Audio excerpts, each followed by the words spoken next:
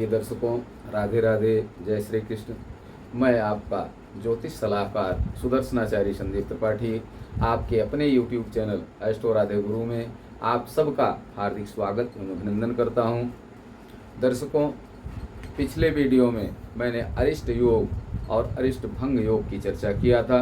उसी कड़ी में आज हम एक नए श्लोक के साथ, नए सूत्र के साथ आपके सामने उपस्थित हैं। अभी तक आपने देखा कि चंद्रमा 6, 8, 12 भाव में बैठा हो, पाप ग्रह से दृष्ट हो तो जातक के लिए अच्छा नहीं होता है। यदि शुभ ग्रह बकरी होकर 6, 8, 12 भाव में बैठे हों, पाप ग्रह से दृष्ट हों, युत हों तो जातक के लिए अच्छा नहीं होता है। यदि सूर्य, मंगल और शनि पंचम भाव में हों, पाप ग्रह से युत दृष्ट हों तो जातक के लिए अच्छा नहीं होता है। यदि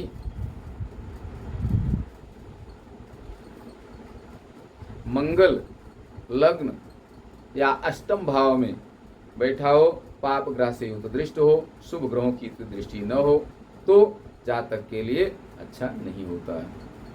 लेकिन इसके साथ साथ यदि लग्न में शुभ ग्रह बृहस्पति, शुक्र, बुध में से कोई भी एक या अधिक बली होकर बैठे हों तो समस्त अरिष्ट का नाश हो जाता है, अर्थात जातक दीर्घायु होता है। या फिर लग्नेश बली होकर के केंद्र में हो तब अरिष्ट भंग हो जाता है, या लग्न में शुभ ग्रह बैठा हो तो अरिष्ट भंग हो जाता है। दर्शकों, इसी कड़ी में आज हम आगे चर्चा करेंगे कि यदि किसी भी लग्न की कुंडली हो, यदि छठे भाव में चंद्रमा हो, सप्तम भाव में मंगल हो और दसम भाव में शनि हो तो जातक का शीघ्र मरण होता है। लेकिन यदि शुभ ग्रहों की युति और दृष्टि हो तो जातक दीर्घायु होता है, अरिष्ट भंग हो जाता है। सूत्र है हमारा, यदि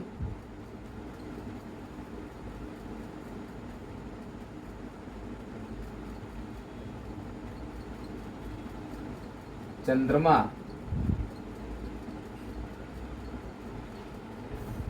लग्न से छठे भाव में हो,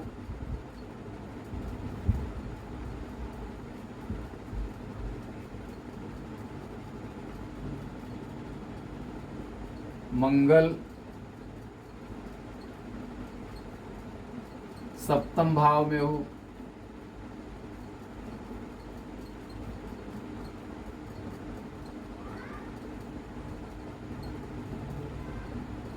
और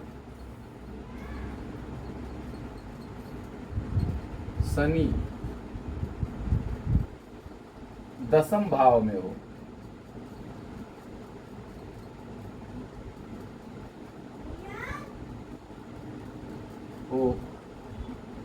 तो जातक का शीघ्र मरण होता है।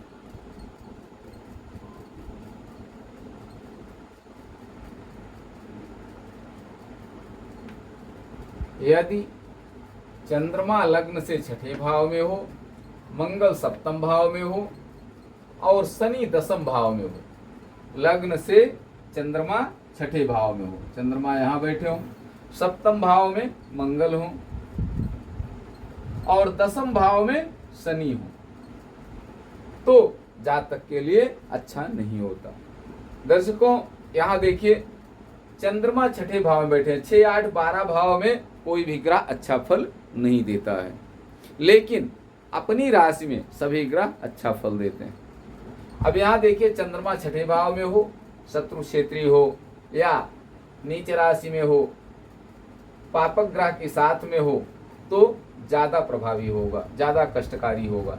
मंगल यहाँ देखिए सप्तम भाव में है, मंगल सप्तम भाव में होगा तो मंगल की चतुर्थ पूर्ण दृष्टि शनि पर पड़ेगी, मंगल की सप्तम पूर्ण दृष्टि लग्न पर पड़ेगी और मंगल की अष्टम पूर्ण दृष्टि द्वितीय भाव पर पड़ेगी। यहाँ पर मंगल मांगलिक योग भी बना रहा है, मंगल मार्केश भी है क्योंकि मारक स्थान पर बैठा हुआ है।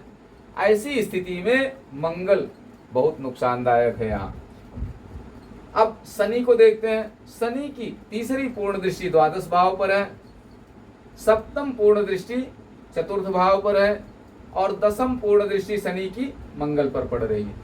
अब यहाँ देखें, चंद्रमा, चंद्र लग्न भी कमजोर है, छठे भाव में चंद्रमा बैठा हुआ है।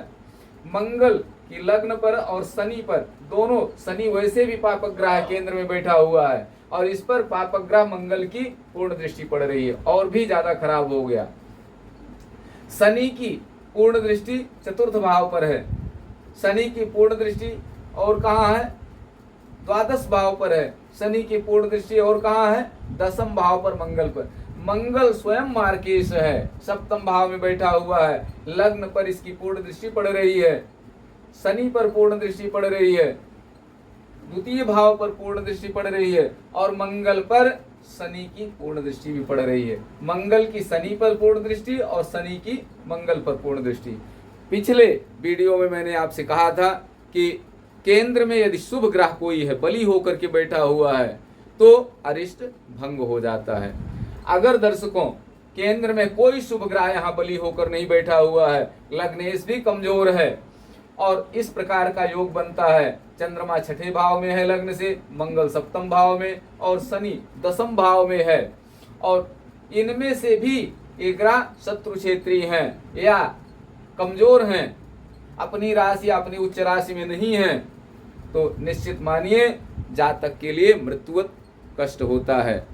अगर इन पर पाप ग्रहों की दृष्टि है, शनि, चंद्रमा, मंगल, शनि छठे, सातवें और दसम भाव में बैठे हुए हैं, शुभ ग्रहों की युति और दृष्टि नहीं है, इन पर पाप ग्रहों की युति दृष्टि है, केंद्र में कोई शुभ ग्रह नहीं है, लग्नेश कमजोर है, तो निश्चित मानिए कि ऐसे जातक के लिए बिल्कुल अच्छा नहीं होता, मृत्युवत कष्ट का योग बनता है। लेकिन अगर लग्न से चंद्रमा छठे भाव में है, सप्तम भाव में मंगल है, दसम भाव में शनि है और शुभ ग्रहों की युति और दृष्टि हो जाए इनके साथ, या फिर केंद्र में कोई शुभ ग्रह बली होकर के बैठा हो, तो अरिष्ट तो आएगा लेकिन अरिष्ट भंग हो जाएगा। थोड़ा बहुत परेशानी होगी लेकिन मृत्यु नहीं होगी। दर्शकों, ये स्थिति कब बनेगी? जब लग्न से चंद्रमा छठे भाव में हो, मंगल सप्तम भाव में हो, शनि दसम भाव में हो, तब ये स्थितियां बनेंगी। आशा है आप सबकी समझ में बात आ रही होगी। दर्शकों, ये सूत्र बृहत्पाराशर होरा शास्त्र के 10वें अध्याय अरिष्ट योग के अंतर्गत 7वां श्लोक, बृहत्पाराशर होरा शास्त्र का 7वां या 8वां श्लोक है। अगर अभी तक आप हमारे चैनल को सब्सक्राइब नहीं किए हैं, जो हमारे पुराने दर्शक हैं वो सब सब्सक्राइब किए ही हैं, लेकिन जो हमारे नए दर्शक हैं, अगर चैनल को अभी तक सब्सक्राइब नहीं किए हैं तो प्लीज़ चैनल को सब्सक्राइब करें, लाइक करें, शेयर करें, ताकि अधिक से अधिक लोगों को इसका फ़ायदा मिल सके। और दर्शकों, मैं आप सबके कल्याण के लिए, आप सबके मंगल के लिए अष्टो राधे गुरु चैनल के नाम से कुछ न कुछ हमेशा करता रहता हूँ, आप सबके कल्याण के लिए, आप सबके मंगल के लिए। इसलिए भी हमारे चैनल को जरूर सब्सक्राइब करें। भले ही ज्योतिष आपकी समझ में ना आ रही हो, लेकिन जो हम आपके लिए करते हैं, चैनल से जुड़े हुए सब्सक्राइबर के लिए करते हैं, उसका लाभ आपको जरूर मिलेगा। आज यहीं तक। आप सब स्वस्थ रहें, मस्त रहें, हंसते मुस्कुराते रहें। राधे राधे।